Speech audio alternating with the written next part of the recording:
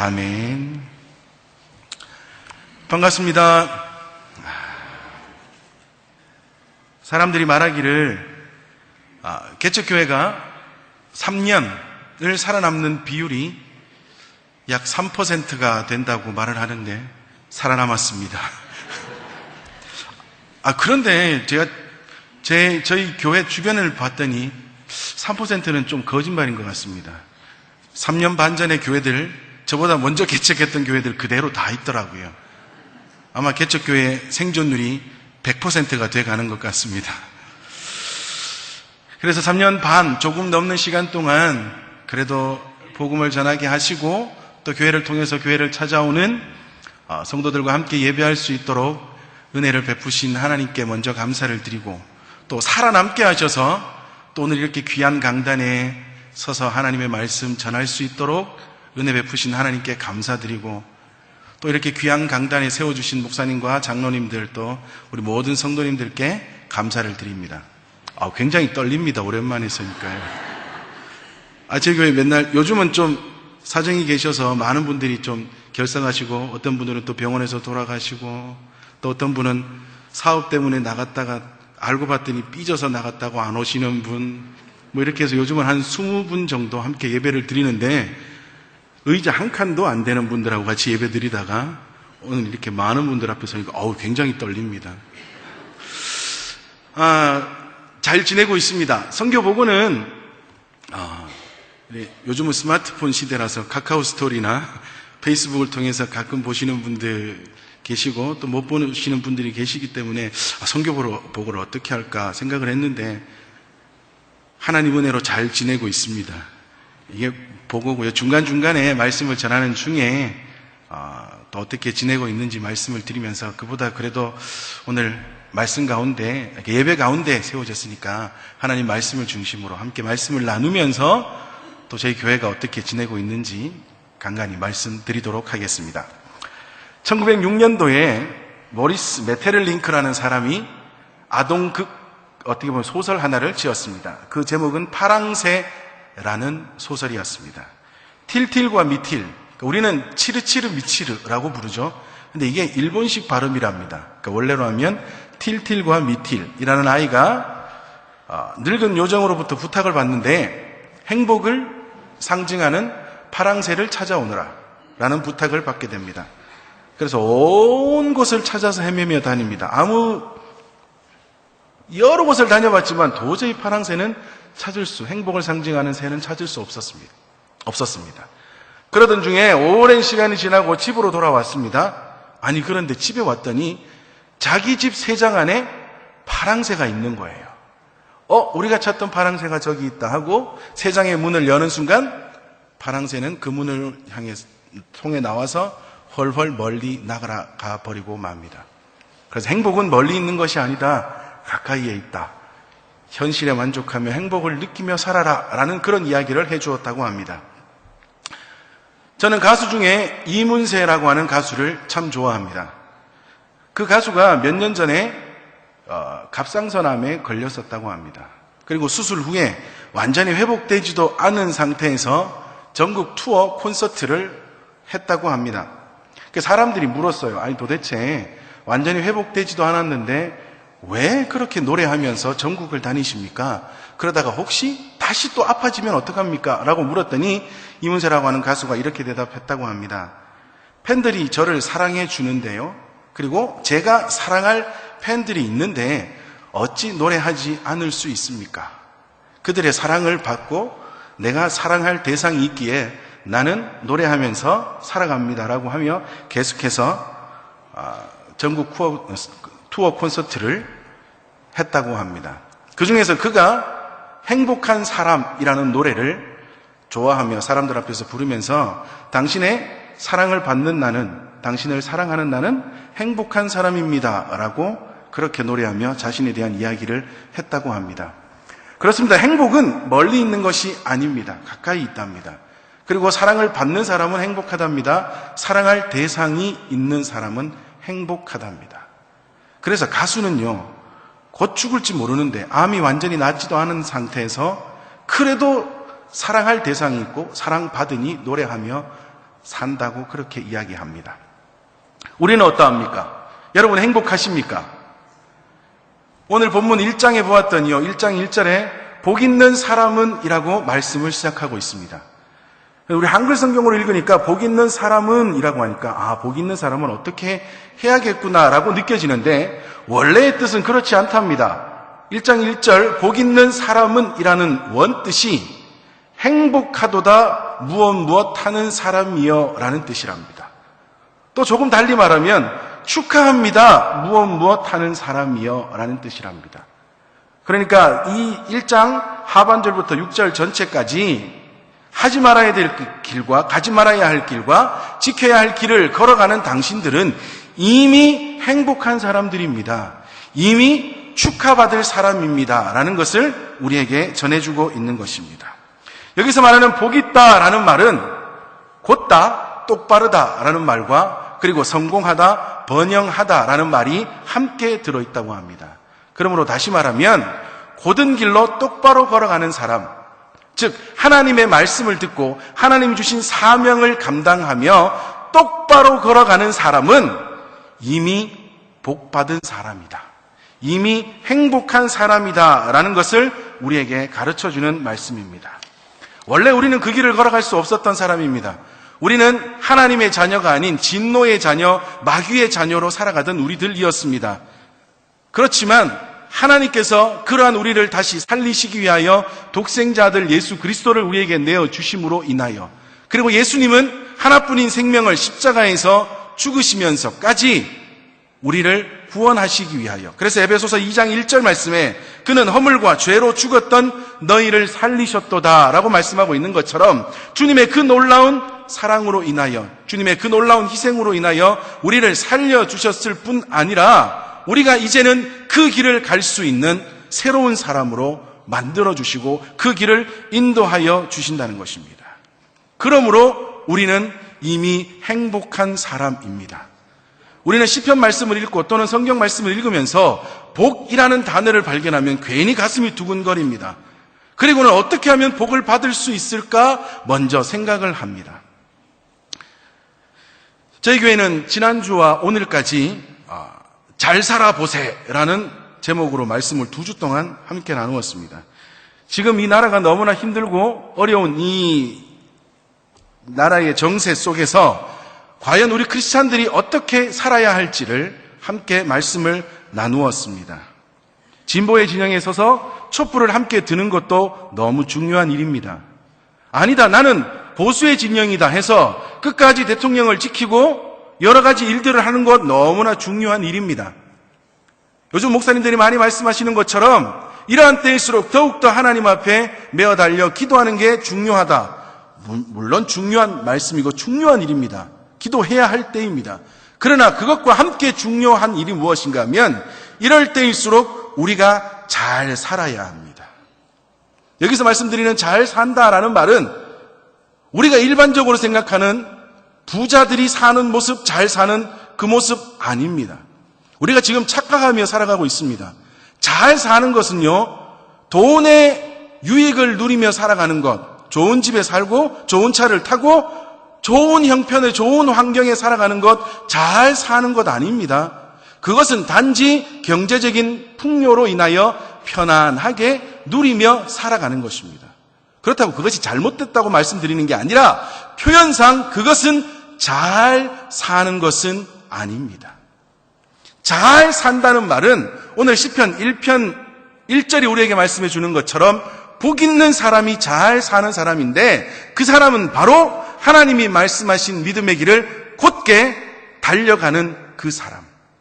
오직 하나님의 말씀이라면, 오직 하나님이 나에게 주신 사명이라면 그 길을 달려가는 데 있어 온 힘을 다하겠다 하고 달려가는, 곧게 달려가는 그 사람이 잘 사는 사람입니다. 그래서 저희들은 2주 동안 잠언 15장과 15장 19절의 말씀을 가지고 그렇게 말씀을 함께 나누고 있는데요. 우리는 정말 똑바로 살아야 합니다. 똑바로 살아가는 것이 너무나 힘듭니다. 잘 사는 게 힘듭니다. 왜 그러면 이러한 시대에 크리스찬들이 잘 살아야 한다고 말씀을 드리는가 하면, 여러분, 어느 시대나 부정이 없었습니까?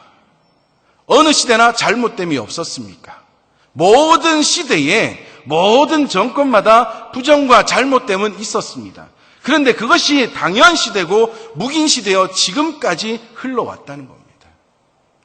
그러므로 이러한 시대에 우리가 해야 될 일은 촛불을 드는 것도 중요하고 대통령을 지키는 것도 중요하고 그리고 무릎을 꿇어 하나님 앞에 기도하는 것도 중요하지만 잘 사는 게 중요합니다. 왜 잘 살아야 하느냐 하면 되도록이면 이러한 잘못됨을 이 시대에 끊어버리고 우리의 자녀들의 다음 세대 또는 다음 세대 또는 그 다음 세대 어느 세대일지 모르나 흘러간 그 세대쯤에는 진리가 인정받고 정의가 인정받는 그러한 시대를 만드는 일에 물론 지금 내가 잘 살아가는 똑바로 살아가는 하나님의 말씀대로 살아가는 그것이 수만 발자국 중에 작은 한 발자국밖에 되지 않는다 할지라도 그래도 그 한 발자국 한 발자국이 모여 큰 역사를 이룬다는 것을 믿고 잘 살아가야 하는 것입니다.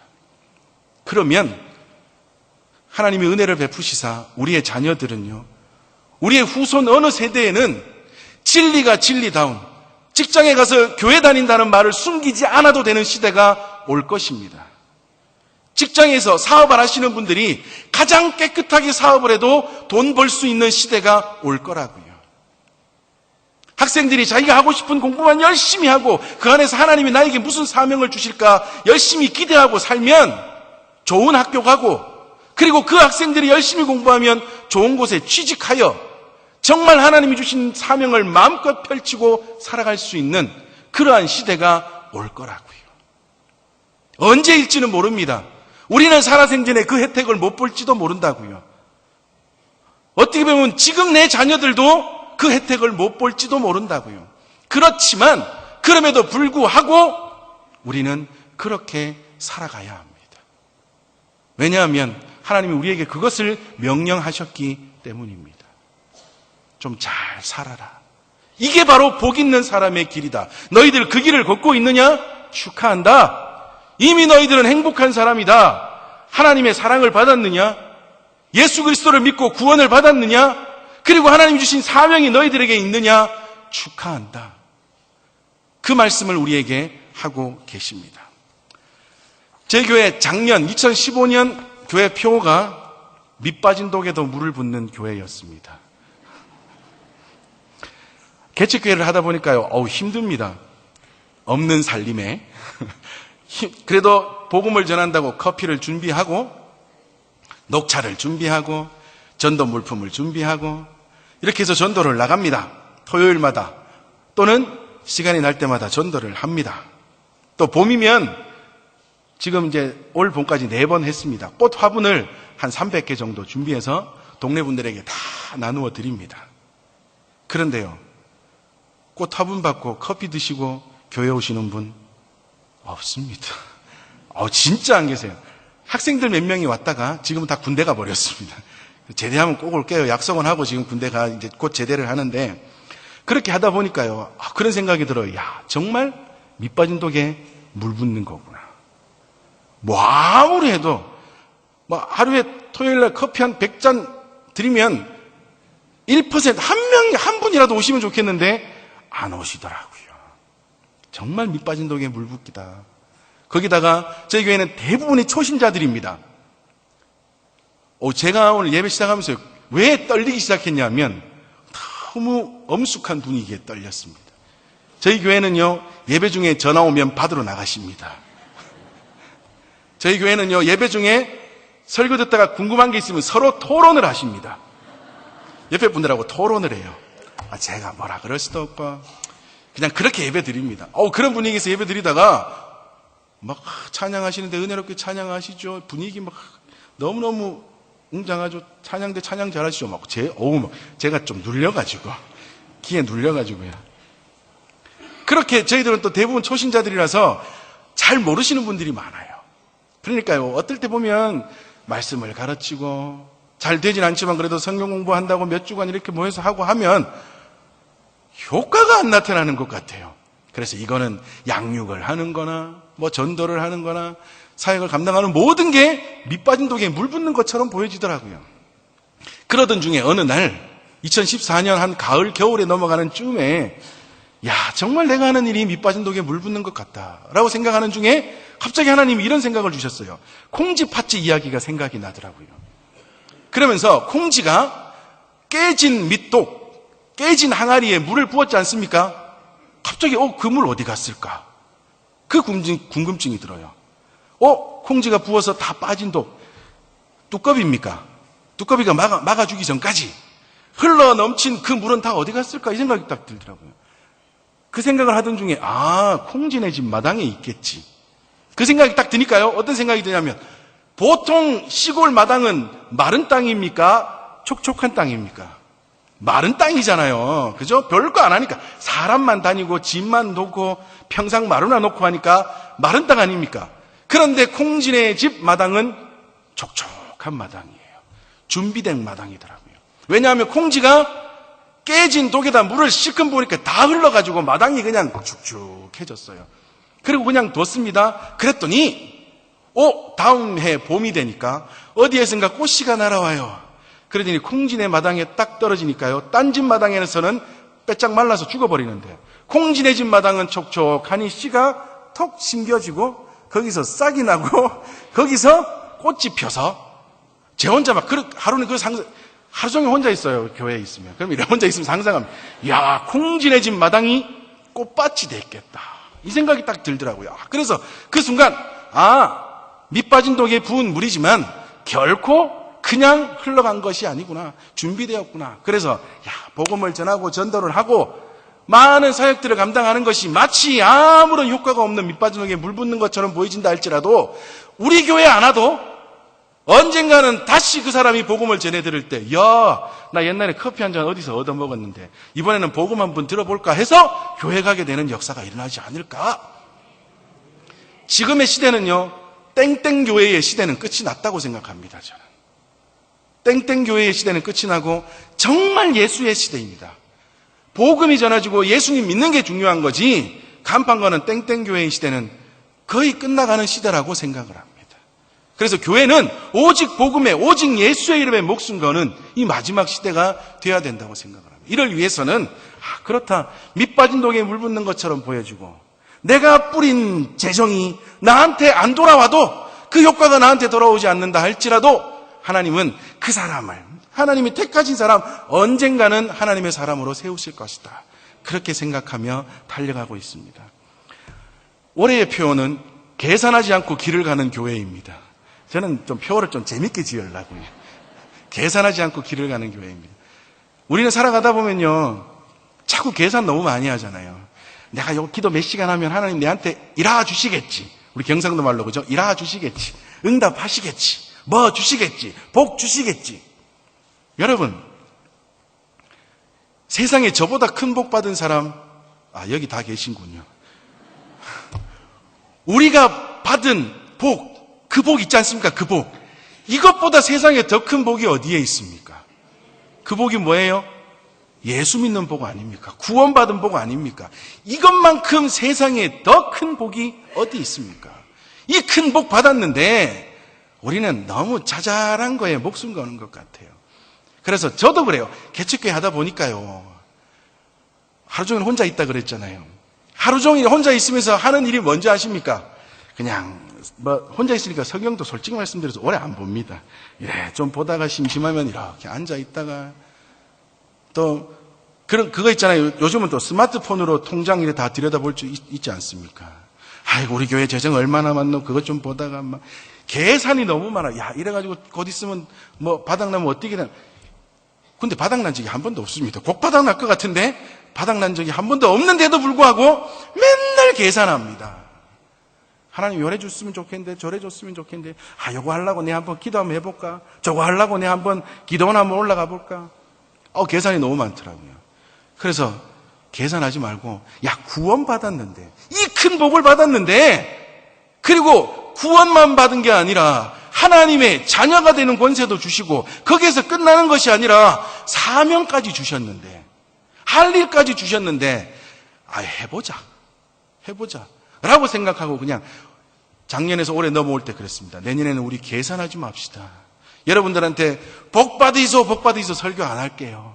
그냥 하나님이 나한테 맡겨주신 일인갑다. 달려보세요. 걸어가 보세요. 한번 해봅시다. 그러면 그 다음에 하나님이 어떠한 복을 주실지. 1,000원 필요한 자가 하나님 1,000원 주이소, 1,000원 주이소. 하나님은 한 100만 주시려고 딱 준비하시는데 1,000원 주이소, 1,000원 주이소. 하나님이 100만 원 중에 1,000원 특별히 뛰었다. 그렇게 우리가 살고 있지 않습니까? 하면서 우리 성도들하고 그렇게 말씀을 나누었습니다. 힘들어도 좀 계산하지 말고 그냥 묵묵히 그냥 무작정 한번 달려봅시다.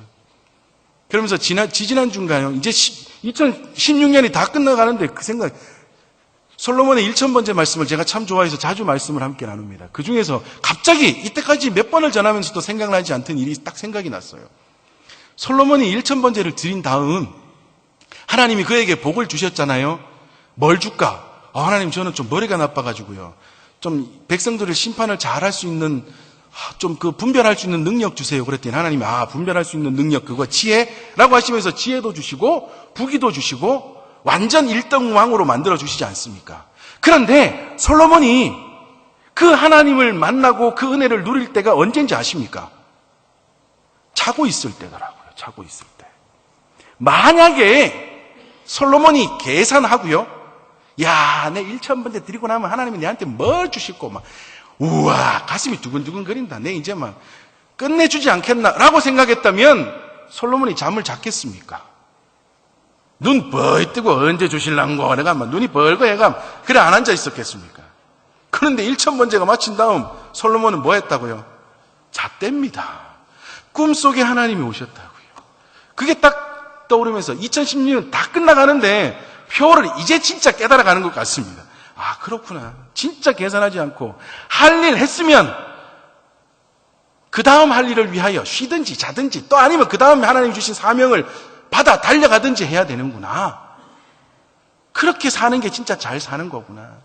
그렇게 살아가는 사람이 시편이 말하는 복 있는 사람의 길이구나라는 것을 깨닫게 되었습니다.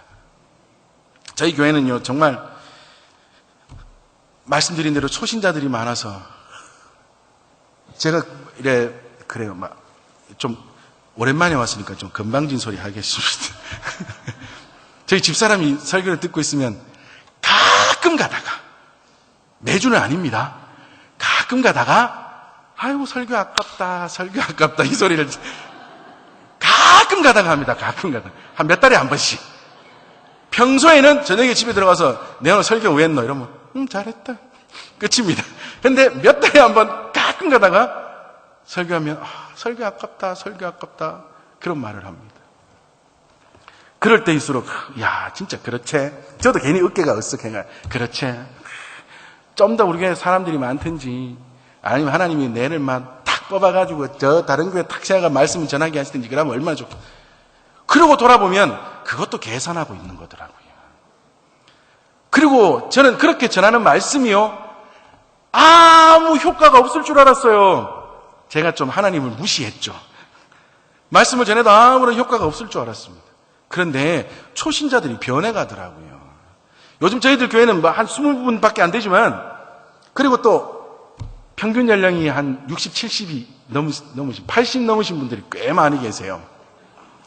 어른들이 많이 계시는데 그분들이 서로를 돌아봅니다. 교회 처음 나오신 분들이 반이에요, 반. 어떤 분들은 연세가 80이 넘으셔서 교회 처음 나오셨어요. 아들이 먼저 예수님 믿고, 성덕교회 장리주사님이 되셨는데, 아들이 평생의 꿈이 아빠, 엄마 교회 가시는 건데, 저희 교회 오셔가지고 딱 정착을 하셨어요. 그러니까 80 넘어서 처음 교회 오신 거 아닙니까? 이런 분들. 처음에 반찬 몇 번 나눠드리니까 오시는 분들. 이웃에서 교회 가자 해가지고, 교회가 뭔지도 모르고 오셨던 분들. 가톨릭에서 영세받고 오시는 분들, 이런 분 많이 계십니다. 그래서 저는 그냥 솔직한 말씀으로 그냥 일주일에 한 번씩 어떨 때는 오늘 주일 잘 떼었다 넘어갔다 이렇게 생각하고 말씀을 전하고 그렇게 왔는데 하나님은 그냥 두시지 않으시더라고요. 전하는 말씀 하나하나를 통하여서 그 사람들을 변화시키시는데요 서로를 돌아봐요. 누가 아프다 그러면 저희 교회는 잘 아프지를 못합니다. 아프다 그러면 데리고 나와서 밥 사주죠. 아프다 하면 반찬에다가 막 갖다 주죠. 막 수시로 전화해서 물어보죠. 이렇게 서로를 돌아보고 서로를 세우는 그러한 일들, 그러한 역사가 교회 가운데서 일어나고 있더라고요. 그렇구나. 진짜 하나님이 일하시는 것이지. 하나님의 일인데 하나님이 알아서 하시는데 우리는 자꾸 모자란다, 뭐가 안 된다, 또는 그거 하면 하나님이 나한테 뭐 주실까 계산하는 이러한 것들 나에게 너무나 많았구나. 이제는 그 모든 거 다 벗어버리고 묵묵히 한번 달려보자. 이것이 바로 하나님이 잘 사는 길이라고 말씀하시고, 이것이 바로 시편 1편 1절 상반절을 통하여 복 있는 사람이라고 우리에게 말씀해 주시는 것입니다. 서론했는데 시간 1시 다 됐습니다. 3시 다 됐습니다. 오늘 뒤에 일이 많으시잖아요. 그죠? 오늘 말씀 전하고 그러면 좀 여러 가지 막 생각이 막 듭니다. 목사님, 왜 하면 됩니까? 저는 담임 목사님 뵈면 너무 좋아요. 너무 좋습니다. 진짜 형님 같으셔가지고. 뵐 때마다 너무 편안하게 해주셔가지고요. 너무너무 좋습니다. 목사님, 조금 더 해도 됩니까? 목사님, 목사님 아니라 자, 남은 말씀 우리 짧게 함께 살펴보겠습니다. 자, 그렇다면 우리가 그렇게 잘 살아야 하는데 잘 살아야 잘 사는 길 또는 잘 살지 못하는 길이 무엇인지 시편 1편에서 말씀하시는 것으로 우리 짧게 빨리 함께 말씀을 살펴보도록 하겠습니다. 우리가 가지 말아야 하는 잘 살지 못하는 또는 오늘 시편 1편 표현으로 보면 악인, 죄인, 오만한 자 그들은 어떠한 모습인지 그리고 우리가 왜 그 길을 가지 말아야 할지 함께 살펴보겠습니다. 첫 번째로 악인의 꾀를 쫓지 말아야 한답니다. 여기서 말하는 꾀라는 말은 모략 또는 충고 이러한 뜻인데요. 여기서 말하는 악인은 또한 일반적인 그러니까 뭐라 그럴까요? 좀 한 번쯤 또는 단기간 개개인이 취할 수 있는 삶의 방식을 취하는 모습이 악인의 꾀를 쫓는 것이라고 오늘 시편 1편에서 우리에게 말해주고 있습니다. 쉽게 얘기하면 이런 겁니다. 한 번쯤 괜찮겠지. 얼마 기간 안에는 괜찮겠지. 가장 대표적인 게 뭐예요? 집에 자녀가 고3쯤 되면 어떤 생각합니까? 1년쯤 교회 안 다니고 공부 열심히 해서 대학 가서 하나님 믿으면 더 안 좋겠나? 그거 하나님이 더 좋아하실 기대 라고 하지 않습니까? 사업을 합니다. 조금 잘못된 방법으로 사업을 진행을 시켜도 돈 많이 벌어서 뭐 하면 돼요? 헌금도 많이 하면 안 되겠나? 직장에서 정직하지 못한 방법으로 일을 처리하더라도 승진 빨리 해서 좋은 자리에 오르고 그래서 월급 더 많이 받아서 헌금 더 많이 하면 괜찮겠나? 라는 생각들, 이게 악인의 꾀라고 이야기합니다. 한 번쯤은 또는 단기간에 얼마만큼은 괜찮지 않겠나? 이것을 딛고 일어나서 하나님 앞에 더 영광 올려드리면 그 다음에 더 하나님을 좋게 하면 되지 않겠나? 라고 생각하는 것, 이것이 악인의 꾀라고 말하며 그것을 쫓지 말라고 우리에게 말씀합니다. 그리고 두 번째로 죄인의 길에 서지 말라고 합니다. 이것은 좀 더 구체적인 이야기입니다. 악인보다 좀 더 구체적인. 그래서 여기서 말하는 죄인이라고 하는 이 단어에 우리가 죄라고 생각하고 쓰는 단어, 빗나가다라는 단어, 이것이 사용되고 있는 것을 우리가 볼 수 있습니다. 벗어나고 빗나가고 잘못되는, 하나님이 기뻐하시지 않는, 하나님이 설정하신 삶의 목표에서 벗어나 버린 바로 죄된 생활을 이야기합니다. 이러한 죄인의 길에 서지 말라고 말씀합니다. 여러분, 아까 악인의 꾀는 어떻게 했다고요? 어떻게 하지 말라고요? 쫓지 말라고 말합니다. 여러분, 쫓아가는 것은 막 따라가다가 이게 잘못됐네 라고 생각하면 뭐 하면 돼요? 돌아오면 됩니다. 지금 움직이고 있는 상태입니다. 그런데 죄인의 길에 뭐 한다고요? 서 있습니다. 이것은 쫓아가는 것보다 좀 더 고정된 의미를 가지고 있습니다. 그리고 세 번째로 오만한 자의 자리에 앉지 말라고 말씀합니다. 여기서 말하는 오만한 자라는 말은 입을 삐죽거리다라는 뜻을 가지고 있습니다. 다시 말하면 조롱하다, 비웃다, 이러한 뜻을 가지고 있습니다. 이러한 사람들은 하나님의 진리와 공의를 비웃고 조롱하는 사람들을 말합니다. 그것을 넘어서 하나님의 말씀대로 살아가는 사람들을 바라보고 잘못되었다라고 이야기하는 사람을 말합니다. 그리고 이 사람들은 어떻게 되어 있어요? 그 자리에 뭐 하는 거예요? 앉아 있습니다. 여기서 말하는 앉다라는 말은 자리 잡았다 이 말입니다. 아브라함의 아비 데라가 하나님이 명령하신 아들 아브라함에게 명령하셨던 그 땅을 찾아가다가 어디에서 멈추어 버립니까? 어디에서 멈추어요? 어디에? 갑자기 또 제 머리가 이렇습니다. 어디에 멈춥니까? 창세기 11장 마지막에 데라가 아브라함과 함께 하나님이 명령하신 땅을 가다가 우상의 땅 어디입니까 그곳이? 예? 찾아보면 되죠.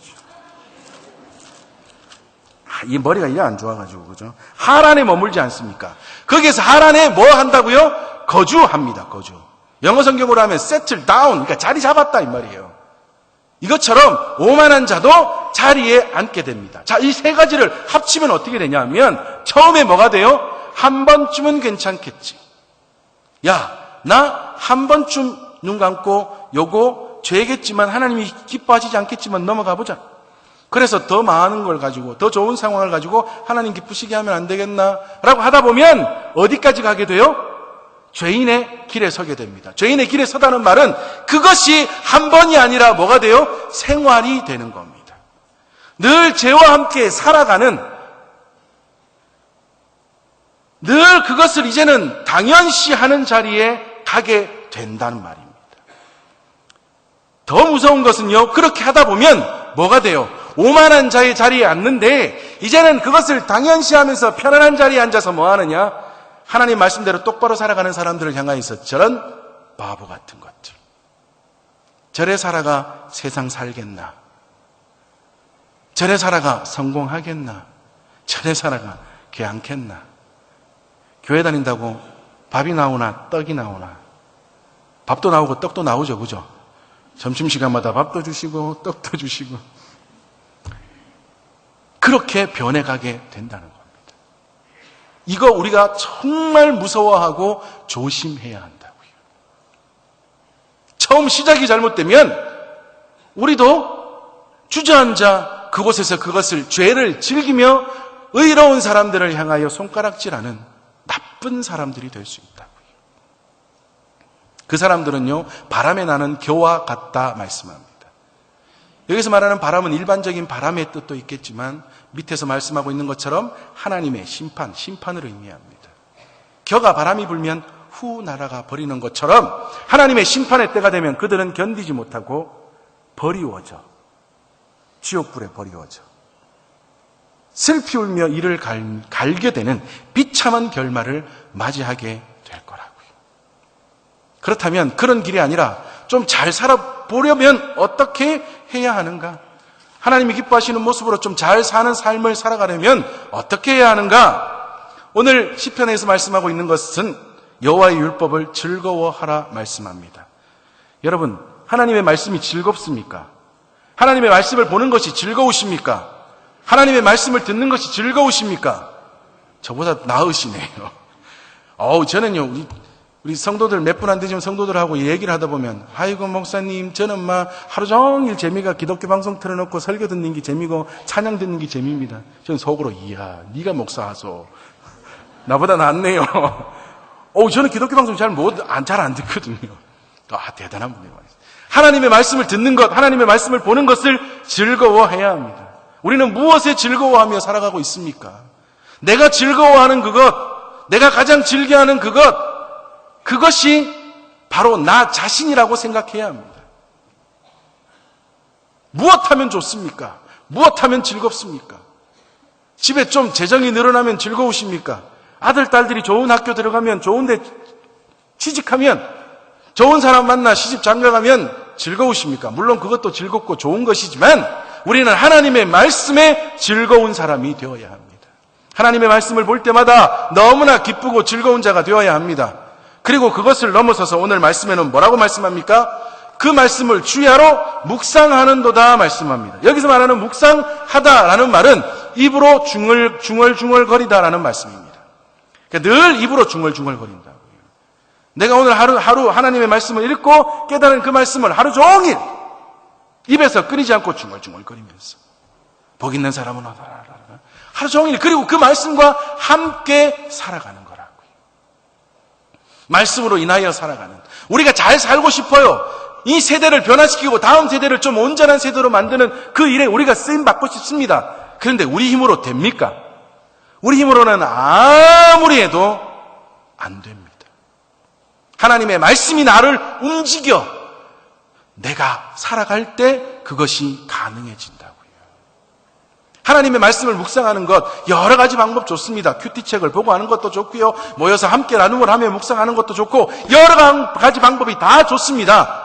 그러나 그것과 함께 꼭 있어야 하는 것이 그 묵상한 말씀이 하루 종일 나를 움직이도록, 말씀이 나를 움직이도록, 말씀이 나를 조종하도록 나를 내어드리는 것이 가장 중요하고 소중한 일입니다. 제가 성령교회 사역하던 쯤에 제일 거의 마지막 때쯤에 설교를 하면서 마지막에 이런 예화를 드렸죠. 저는 마징가제트를 참 좋아합니다. 마징가제트가 알고 봤더니 우리 한국 로봇가 아니더라고요. 마징가제트 로봇가 있는데 그 큰 로봇가 조그마한 비행 조종기가 하나 머리에 쏙 들어가기 전에는 뭐라고요? 쇠띠. 못 알아들으십니까? 쇠띠입니다, 쇠띠. 그런데 그 머리에 조종기가 싹 들어가면 뭐가 돼요? 우주 최강 로봇가 됩니다. 팔도 막 날아가고요, 막 어디선가 미사일도 막 날아가고 그럽니다. 다 이깁니다. 조종기가 들어가면 움직인다고요. 우리가 그래요. 하나님의 말씀이 우리 가운데 거하시지 않으면, 하나님의 은혜가 우리 가운데 거하시지 않으면, 내가 하나님의 말씀을 즐거워하지 않고 말씀이 나를 움직이도록 나를 내어드리지 않으면 나는 뭐예요? 살띠. 못 알아들으십니까? 살덩이. 저는 큰 살덩이. 여러분들은 보통 살덩이. 살띠입니다, 살띠. 제가 개척교회 한 3년 넘어 4년 가까이 하면 좀 볼때기 이래가지고 와야지. 여러분들이 아이고 칼낀데 이건 뭐 더 부러워가지고, 그죠? 죄송합니다. 하나님의 말씀이 나를 움직이지 않으면 나는 그냥 살띠밖에 안 돼요. 그런데 하나님의 말씀이 내 가운데 거하여 나를 움직이면 뭐가 돼요? 하나님의 도구가 됩니다. 하나님의 무기가 된다고요. 하나님의 역사를 바꾸는 하나님의 놀라운 도구가 된다고요. 그 가운데 우리가 살아가면 하나님이 우리를 인도하시고 우리가 잘 살아갈 수 있고 나의 잘 사는 그 나의 한 삶, 또 어떤 사람이 모여서 잘 사는 공동체가 되고 잘 사는 공동체가 모여서 잘 사는 교회가 되고 잘 사는 교회가 모여서 잘 사는 나라가 되고 잘 사는 나라들이 모여 잘 사는 이 지구, 온 세상이 될 수 있다는 것입니다. 그 출발점이 나입니다. 그런데 거기서 끝나면 별로 재미가 없겠죠. 그렇게 사는 자를 하나님이 어떻게 하신다고요? 시냇가에 심은 나무와 같다. 사시사철 푸르른 나무와 같이 은혜를 주신다 말씀합니다. 저는 이 구절만 떠오르면 생각하면요, 저희 고향 문경 가은 광산 들어가는 입구에 냇가에 미루나무입니까? 이렇게 쭉쭉 뻗은 나무. 그게 자라는 게 생각이 납니다. 여름이 돼서 비가 좀 오면 그 끝이 물 흐르는 새 탁탁탁탁 치면서 흘러가는 그 나무. 저는 생전 그 장면이 잊혀지지가 않습니다. 항상 푸릅니다. 항상 푸르. 하나님의 말씀으로 인하여 살아가는 그 사람, 잘 살고자 노력하는 그 사람, 하나님이 그와 같게 해주신다 말씀합니다. 우리야 비가 많고 땅이 비옥하니까 괜찮지만 이 성경에 쓰여졌던 이 고대 근동 지역에, 중동 지역에 비 한 번 와도 좀 있으면 빼짝 말라버리는 이 지역에 시냇가에 심은 나무와 같게 된다는 것 얼마나 놀라운 일이겠습니까? 그런데 그 은혜를 주신다 말씀합니다. 그리고 그 삶을 형통케 하신답니다. 막힘이 없게 하신답니다. 언제나 탄탄대로를 걷게 하신답니다. 탄탄대로를 걷고 싶어서 뭐 하는 게 아니라 하나님 주신 사명의 길을 묵묵히 그냥 달려가면, 잘 살면 그제에서 그 뒤에 하나님이 그의 삶을 탄탄대로로 인도하신답니다. 여기서 말하는 형통은 우리가 쉽게 생각하면 고속도로 만난다, 그렇게 생각하면 됩니다. 그리고 이것보다 가장 큰 은혜, 하나님이 인정해 주신답니다. 우리가 솔직히 어디 가서 인정받고 살아갈 수 있습니까? 사람이 사람을 인정해 준들 얼마나 오래 갑니까? 지금 나라를 시끄럽게 하는 그 사람들 서로가 서로를 얼마나 인정해 주었었겠습니까? 그런데 이제는 서로가 서로를 내 아니다 니다 내 아니다 니다 이거 하고 있지 않습니까? 서로가 서로를 믿었던 그 사람들이 사람은 믿어봐야 인정해봐야 아무것도 아닙니다. 그런데 하나님이 인정해 주신답니다. 그래 잘했다. 그래 잘했다. 정말 야, 니 잘 사는구나. 그 은혜를 우리에게 주신답니다. 우리 함께 예배드리는 모든 믿음의 식구들, 이런 어려울 시대일수록, 이 어려운 난국일수록 더욱더 잘 살기를, 하나님의 말씀대로 잘 살아가는 믿음의 귀한 하나님의 백성, 하나님의 도구, 하나님의 사역자들 되시기를 주님의 이름으로 축복합니다. 내가 잘 살아야 우리 가정이 잘 살아야 우리 교회가 잘 살아야 이 나라가 잘 살아야 온 열방, 온 세계가 하나님의 뜻 가운데 잘 살아갈 수 있습니다. 그래야 주님 오실 날이 하루라도 더 안 땡겨지겠습니까? 이 말씀 기억하시면서 이러한 어려운 시대에 잘 살아가는 것이 중요한 것이고, 이미 그 길을 가고자 생각하고 애쓰는 그 사람, 하나님이 너희들은 이미 행복한 사람이야, 이미 축하받아야 될 사람이야 말씀해 주시는 그 은혜 가운데서 이 길 묵묵히 달려가기를 힘쓰시는 저와 우리 모든 믿음의 식구들 되시기를 주님의 이름으로 축복합니다. 아멘. 우리 잠시 함께 기도하겠습니다. 하나님, 그렇게 살겠습니다. 잘 살겠습니다. 하나님, 우리에게 은혜를 베풀어 주시옵소서. 하나님이 나에게 명령하신 그 길, 그 잘 사는 삶을 통하여서 우리 공동체를, 이 나라를, 그리고 온 열방을 아름답게 이루어가는 그 귀한 도구로 쓰임받으며 살아가겠습니다. 은혜 더하여 주시옵소서. 잠시 함께 기도하며 나가겠습니다. 함께 기도하겠습니다. 하나님 아버지 감사합니다. 하나님 아버지, 오늘 저희들에게 은혜를 더하여 주셔서 거룩한 주일 하나님 앞에 나와 예배하게 하시고, 또 이 시간 우리가 행복한 사람으로